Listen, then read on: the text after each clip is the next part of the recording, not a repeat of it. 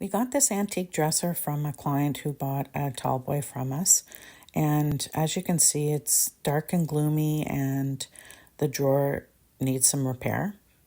So we decided to get started on it right away. We sanded and primed it, and then we sanded the top of it, and look at how beautiful the top turned out. Then we decided to go ahead and sand down the drawers as well, the face of the drawers, and here you can see how beautiful they are. Look at those, they're just gorgeous. Then I think what we plan on doing is we're going to add new hardware to them. We'll likely apply some polyurethane to these drawers, and that's it, just to keep the beauty of the wood.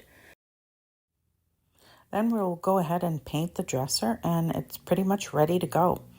Now, the cool thing about this is that the clients that gave us this piece, actually, once we sent them photos of what we're doing to it, they decided they want to buy it back.